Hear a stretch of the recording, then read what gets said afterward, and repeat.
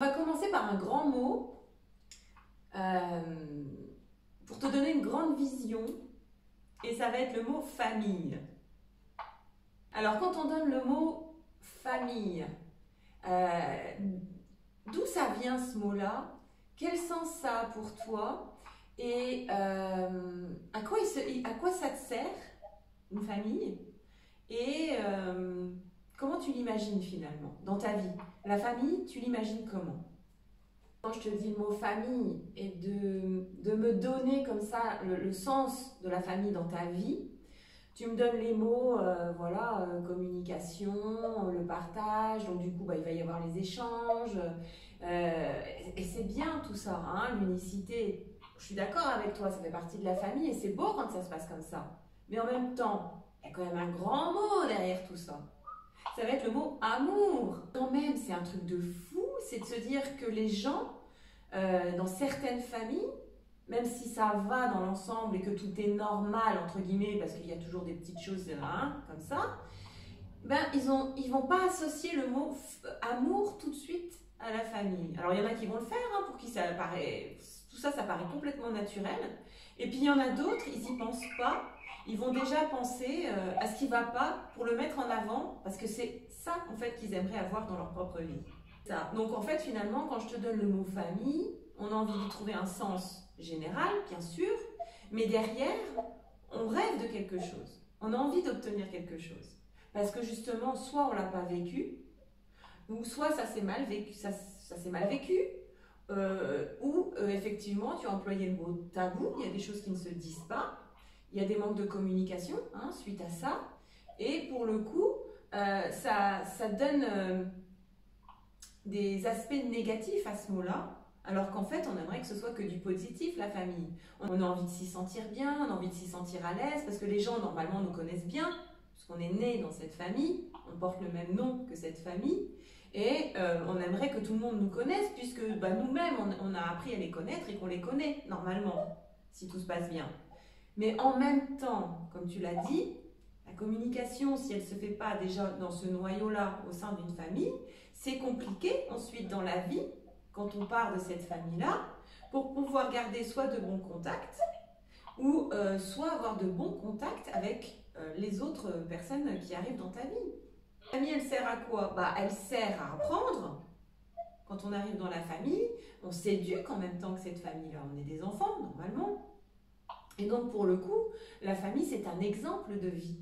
Et on va choisir de ressembler à tel homme, ou on va choisir de ressembler à telle femme, ou on va avoir envie d'être comme elle, ou on va avoir envie d'être comme lui, ou on va avoir envie de passer du temps avec telle personne pour se faire du bien, pour apprendre quelque chose, etc. Donc, pour le coup, quand on a le mot famille, bien sûr qu'on a envie d'y mettre des mots positifs. Parce que les autres, on n'en veut pas, puisque la famille, normalement, c'est quelque chose de sain, c'est quelque chose de beau, c'est quelque chose de réconfortant, c'est quelque chose de gentil, c'est quelque chose... Voilà, on est toujours envie de se dire, la famille, c'est que de l'amour, on peut avoir que de la confiance au sein d'une famille, normalement, quand tout va bien, et ainsi de suite. Donc c'est ça qu'on rêve finalement, c'est qu'on rêve d'être dans une famille qui nous correspond et dans laquelle on peut s'épanouir, sans penser justement aux aspérités qui, elles, vont être peut-être un peu plus lourdes ou négatives quand on a des expériences au sein de cette famille. Alors maintenant, quand tu me dis, à nouveau, oui, la famille, pour moi, c'est la communication, c'est l'unicité, c'est les partages, mais est-ce que réellement ça s'est passé concrètement comme ça dans ta vie? Donc, on sent bien le décalage entre toi, ce que tu as envie de vivre, et ce qui s'est passé.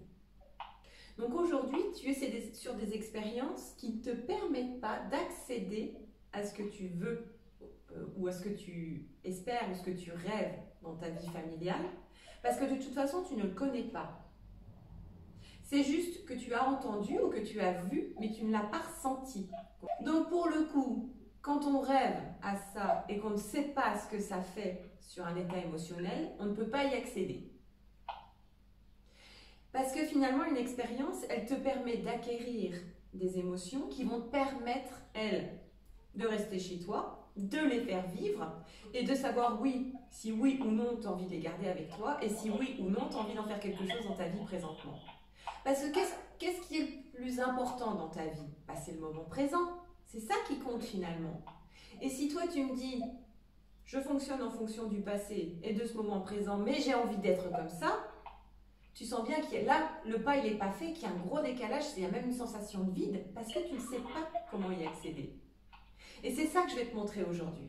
Je vais te montrer comment tu vas pouvoir accéder à cette idée, à cet idéal en fait, hein, à cette famille unie, communicante, partageante, et avec finalement beaucoup d'amour, puisque c'est ça qu'on veut dans une famille, beaucoup d'amour. Et ça fait partie du partage aussi, ça. Et c'est de se dire qu'on va pouvoir s'embrasser, qu'on va pouvoir s'aimer, et qu'on va pouvoir se dire les choses, même si parfois ça peut être désagréable, mais au final on va vouloir garder cet amour-là et cette unicité finalement. Donc c'est beau ça. C'est un beau rêve, c'est un doux rêve. Mais encore faut-il savoir comment le mettre en place dans sa vie présentement pour qu'il puisse se réaliser. Et c'est ce que je vais te montrer. Alors comme d'habitude, avec le channeling, je vais aller chercher des émotions du passé qu'on va remettre présentement là chez toi pour pouvoir décanter un petit peu tout ça, remettre un petit peu les choses à l'heure, si on peut dire, et puis repartir sur de bonnes bases pour pouvoir faire vivre ton idéal. Donc c'est beau. Donc je suis contente que tu aies pu m'amener vers ce genre de conversation, ce genre d'échange, pour pouvoir te sentir toi plus à l'aise avec ce que je viens de te dire et finalement t'ouvrir à quelque chose de plus grand que ce que tu connaissais. On va parler de cette journée d'hier, d'accord? Donc c'est pas une journée, encore une fois, qui est arrivée par hasard. Et tu as bien senti qu'au niveau de ton état émotionnel, ça t'avait bien chauffé, ça t'avait bien piqué et même parfois rendu un petit peu coléreuse. C'est-à-dire qu'on a le droit d'être en colère. Ça fait partie de ton état émotionnel, ça fait partie de la vie et un être humain a le droit d'être en colère et il a le droit de l'exprimer cette colère. D'accord? Maintenant, il y a une façon de le faire et c'est vrai qu'on n'a pas forcément envie d'exploser devant tout le monde. Parce que là, ça va nous créer comme une sorte de regret ou de ressentiment et ça nous diminue ce genre d'émotion. Alors, il y a une façon de l'exprimer quand on est dans un moment émotionnel où il faut que ça sorte et que ça s'exprime par une sorte de colère parce qu'en fait, c'est la soupape. Elle est foufou à fond. Et c'est cette soupape-là qui te permet de te libérer de ce qu'il y a à l'intérieur de toi pour pas que ça reste chez toi et que ça se transforme en maladie ou en symptômes. Quand ça t'arrive, tu sens bien que c'est dérangeant, qu'il se passe quelque chose dans ton corps, tu sens une forme de nervosité et que du coup, ça sort par les mots parce que justement, tu ne sais pas quoi en faire. Finalement, qu'est-ce qui t'a arrangé le plus en faisant ça? Le but de cette séance aujourd'hui, c'est de comprendre pourquoi ça t'est arrivé, donner un sens à ce qui s'est passé pour que tu puisses rebondir dessus et que quand à nouveau ce genre de situation peut revenir tu puisses le gérer différemment et puis continuer ta vie beaucoup plus facilement et sur des émotions beaucoup plus hautes sans exprimer à nouveau ce mot colère. Parce que quand il y a le mot colère, on va y associer le mot peur. J'ai peur de quelque chose. Je suis dérangée par quelque chose qui soit me donne du souci, soit m'angoisse, soit me stresse. Je ne sais pas comment le gérer. Ça va un peu m'énerver. Je vais le sentir avec toutes mes énergies dans mon petit corps. Et du coup, ça va créer de la colère. À quel moment ça s'est posé sur moi pour que ça me dérange ainsi dans mon état émotionnel et que j'ai besoin de l'exprimer sous forme de colère. Qu'est-ce qui a bien pu se passer pour que ça arrive? Et bien finalement, derrière tout ça, souviens-toi au tout début de la conversation, tu m'as dit, bon, ça approche, je sens que je suis un peu stressée, je ne sais pas trop comment ça va se passer, etc. C'est ça. Tu vois, je suis contente qu'on puisse en parler comme ça ouvertement, qu'on puisse associer des émotions à ce qui se passe réellement avec ce mot stress ou ce mot colère ou les peurs, etc. Comme ça te rassure dans le sens où ce que tu vis, c'est normal, ça fait partie de l'être humain. Tout le monde vit avec des hauts et des bas comme celui-ci. Par contre, c'est vrai, comme on peut le dire, il y a une façon de s'adapter en fonction de ce qu'on peut ressentir pour mieux vivre. Et ça, c'est ce qu'on a appris depuis toutes ces séances. Plus tu vas être dans le sens du lâcher prise quelque part avec ce corps physique en disant « Ouais, oh mon coco, on va plus réagir comme avant maintenant, hein. Les choses elles sont différentes, je pense plus pareil, je réagis plus de la même façon. Waouh, on va redescendre, hein. Allez, ça va le faire, vraiment. On va bien respirer, on va bien prendre du recul sur ce qui est en train de se passer, parce que dans mon état d'être, je vais bien. Donc à toi maintenant de réagir avec cet état émotionnel et de te dire que toi aussi, tu as le droit aujourd'hui d'être mieux que ça et que tu peux lâcher vraiment et respirer mon coco. Hein. Parce que là, rien qu'en te parlant, j'ai mal au ventre, je ne respire pas. Hein. Contente de pouvoir faire des associations entre ce que tu vis chez toi, de ce que tu as pu vivre par le passé, en ce que tu es en train de ressentir présentement, pour qu'on puisse en faire quelque chose de normal, on va dire. C'est super facile de pouvoir accéder à qui tu es aujourd'hui pour te faire du bien. Et j'ai envie de te dire, répète aujourd'hui dans ta vie ce qui te fait du bien pour obtenir de bons résultats pour toi maintenant, mais pour ton futur aussi. Parce que tout ce que tu vas cumuler en plus pour toi en formule bien-être et facilement, plus ça va te porter vers des énergies positives pour ton futur. Et ça va même te faire rêver sur des choses auxquelles tu n'as jamais pensé, en te disant « Ouais, je suis capable aujourd'hui, je suis capable d'être sous cette forme-là. Cette forme-là, elle me fait du bien. Je vais pouvoir la répéter autant de fois que je veux, parce que je suis intelligente, hein. Et que le mental, je vais le laisser de côté. Le passé, j'en veux plus. Ça, c'était pas forcément les bonnes formules pour moi. Mais là, maintenant que je me connais aujourd'hui, que je sais comment faire, parce que je l'ai essayé, je l'ai testé, ça me va bien, croyez-moi que dans le futur, ce sera comme ça. Hein. Et là, tout de suite, l'ouverture, c'est plus la même. Hein. On est en train de se dire, mais c'est trop bien finalement, mais c'est trop génial, je suis capable de faire ça. Ça va me donner ça présentement. Et pour le coup, dans le futur, ce ne sera que du plus beau. Et ce sera encore mieux pour moi que maintenant.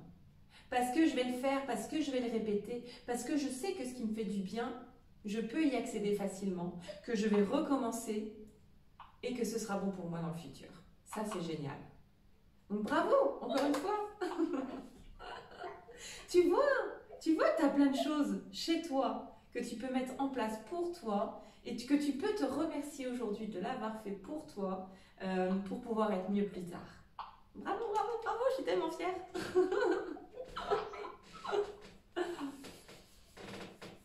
Alors, quand on sait ça, quand on sait que finalement tu as bien travaillé, que tu as su associer des bonnes choses pour toi, qu'est-ce que tu auras envie aujourd'hui de savoir pour être encore mieux? Quand on s'est souvent limité à certaines choses dans sa vie, parce qu'on croyait que, en fonction de notre vécu ou du vécu des autres, finalement c'était se fermer des possibilités, parce que on n'en avait pas soit la sensation, ou soit même l'imagination pour pouvoir le créer dans sa vie. Maintenant qu'aujourd'hui, on sait, avec tout ce que tu as traversé par rapport aux séances de channeling, ou même par rapport à ton travail intérieur à côté de tout ça, c'est de se dire qu'on a la possibilité de créer parce que vraiment tu l'as fait et que ça existe, et on va continuer. On va continuer de créer, et pour ça, on va continuer de rêver et d'imaginer des bonnes choses pour soi. De quoi tu auras envie de rêver aujourd'hui et qu'est-ce que tu imagines pour le plus tard? Dis-moi. Tu vois, c'est beau de se dire que finalement, dans la vie, on a des rêves et qu'on peut les concrétiser sur Terre. Encore faut-il y mettre la bonne formule et on sait que la formule aujourd'hui, elle est énergétique, elle n'est pas juste matérielle. Et ça, c'est chouette. Bravo. Maintenant, au niveau de tes énergies, et grâce au channeling, et le magnétisme, parce qu'il y a tout qui se dégage au niveau de toi, c'est de pouvoir faire aussi à ta façon ton propre travail énergétique pour pouvoir accéder à cette création matérielle sur Terre. Qu'est-ce que ça pourrait être pour toi ce travail énergétique individuellement de moi par rapport aux séances avec le magnétisme et le channeling, mais que toi tu peux faire à la maison? Qu'est-ce que ça pourrait être? Donc là je viens de te donner le secret finalement pour pouvoir accéder à tout ce que tu aimes avec plus de facilité. Tu vas gagner du temps comme ça dans ta vie. on va moins ramer, on va moins perdre de temps entre guillemets, soit sur des maladies ou soit sur des accidents, et on va concrètement rêver et imaginer ce qu'on a envie de mettre en place dans sa vie. La maison, les enfants, la bonne santé, le travail, enfin tout ce qu'on aime finalement. Et on va se dire qu'en y pensant, en y rêvant, avec des énergies positives, en trouvant que les choses sont belles, en pensant que c'est facile, ouais, que ça peut être facile d'y accéder, qu'on va y trouver l'argent pour pouvoir le faire, qu'on va être en bonne santé pour pouvoir le faire, qu'on va faire les bons choix en choisissant cette nouvelle maison, et etc. Ça va me faire du bien. Déjà, ça me fait du bien d'en parler parce que j'en ai envie. Et en plus de ça, ça me fait du bien d'y penser parce que quand je vais regarder par exemple Internet sur le choix des maisons, je vais aller chercher les chambres qui me correspondent, le jardin qui va me correspondre aussi, voilà, l'environnement, le lieu, etc.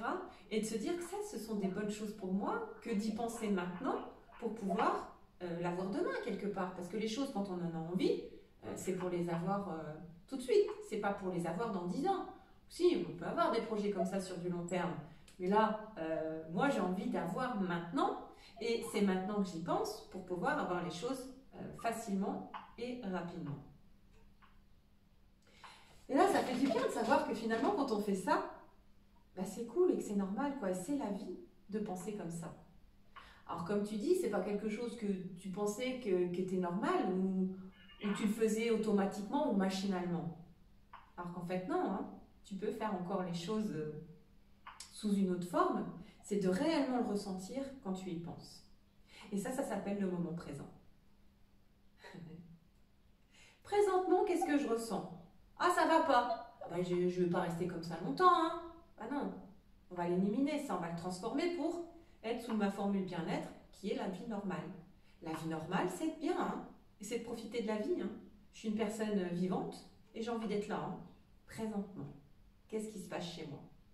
Quand ça va pas, je vais prendre du recul et me dire ok, ça va pas, je me sens pas trop bien, donc finalement je vais changer ça pour pouvoir à nouveau être bien. Ça va être sous la forme que toi tu préfères pour pouvoir y accéder à nouveau. Et puis on va le faire rapidement, on va pas rester trop longtemps sur quelque chose qui est dérangeant ou qui est malaisant. Et puis on va tout de suite mettre en place cette formule bien-être pour pouvoir accéder à quelque chose de mieux pour moi et me sentir mieux dans ma vie présentement. D'accord? Des fois, on ne peut pas le faire tout de suite. C'est normal, hein, dans la vie, on est tous accaparés par certaines choses, etc. Mais c'est de se dire qu'on l'a senti sur le moment et qu'on y reviendra un peu plus tard. Et là, le corps, il va se décharger hein, tout de suite. Hein, il va dire, ouais, elle a compris, là, je respire.